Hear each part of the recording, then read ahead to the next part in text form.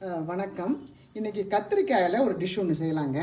அதுக்கு தேவை 4 கத்திரிக்காய் எடுத்துருக்கிறேன், ஒரு கைப்பிடி கொத்தமல்லி, ஒரே ஒரு பச்சை மிளகாய், ஒரு துண்டு இஞ்சி, தாளிப்புக்கு எண்ணெயும் கடுகும், தேவைக்கு மஞ்சள் பொடியும் உப்பும். இதை எப்படி செய்யலான்றத பார்க்கலாம். இந்த டிஷ் பேர் என்னம்மா? இது வந்து எங்கள் ஃப்ரெண்டு தான் சொன்னால்.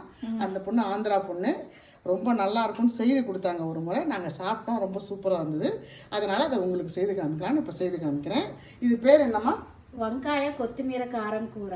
வெங்காய கொத்துமீரை காரம் கூரா. நான் வந்து கத்திரிக்காய் பொரியல் நான் செய்து காமிக்கிறேன், நீங்கள் பாருங்கள்.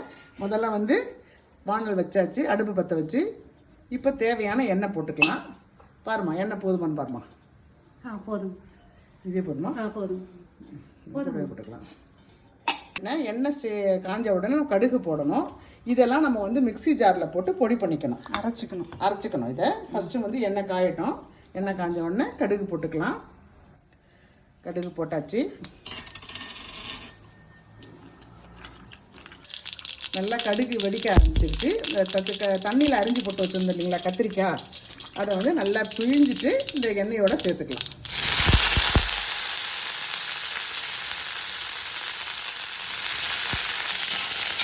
இப்போ கொஞ்சம் மஞ்சள் பொடி சேர்த்துக்கலாம்.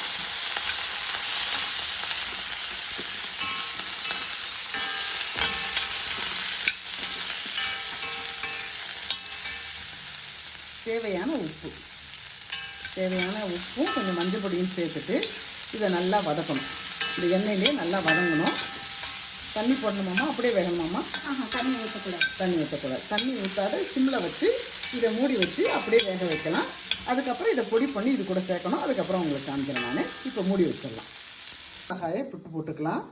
இந்த இஞ்சி ஒரு சின்ன துண்டு, இந்த கொத்தமல்லி அதையும் இந்த மிக்சி ஜாரில் சேர்த்துட்டு கொஞ்சம் உப்பு. அதில் ஏற்கனவே கத்திரிக்காயில் உப்பு போட்டிருக்கோம், நம்ம இன்னும் கொஞ்சம் இவ்வளோ போதுமாம்மா? போதும். உப்பு போட்டுட்டு இப்போ அதை கூட கொஞ்சம் தண்ணி சேர்த்துக்கலாம்.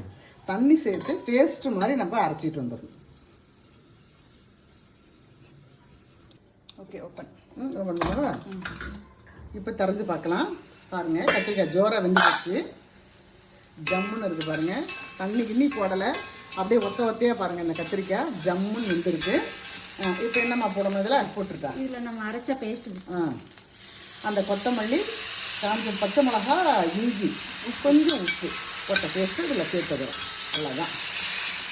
சூப்பரான ஒரு ஆந்திரா கத்திரிக்காய் டிஷ்ஷு நமக்கு கிடைச்சிருச்சு. இப்போ இது கொஞ்ச நாள் வேகணுமாம்மா இன்னும்? ஆமாம், எடுத்து பார்த்தோம். டிஷ்ஷு முடிஞ்சிருச்சு. இது நல்லா கத்திரிக்காய் வெந்துருச்சு. இப்போ இறக்கிடலாம். ஆந்திரா சைடு டிஷ்ஷு இது ரொம்ப அருமையாக இருக்குது.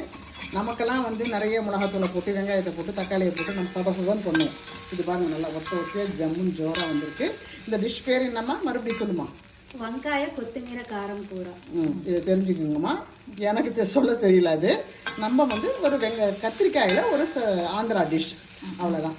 இது ரொம்ப நல்லா வந்திருக்கு. எல்லோரும் செய்து பாருங்கள், ட்ரை பண்ணி பாருங்கள். அனைவருக்கும் நன்றி, வணக்கம். இதில் காரங்கள் எதுவும் கிடையாது. வெறும் கொத்தமல்லியும் இஞ்சி, பச்சை மிளகா, ஒரே ஒரு பச்சை மிளகா தான் காரத்துக்கு போட்டிருக்கோம். ரொம்ப ஹெல்த்தியான ஃபுட்டு இது. எல்லோரும் ட்ரை பண்ணி பாருங்கள். எப்படி இருந்தது இதை செய்து பார்த்துட்டு சாப்பிட்டு பார்த்துட்டு ஃபீட்பேக் எங்களுக்கு சொல்லுங்கள். இது வேறு பாத்திரத்தில் மாற்றிடலாம். பாருங்கள் எப்படி இருக்குது பாருங்கள். நம்ம கத்திரிக்காயெல்லாம் செய்தால் அப்படி வராது, குழ குழன்னு ஆகிடும். சூப்பராக வந்திருக்கு.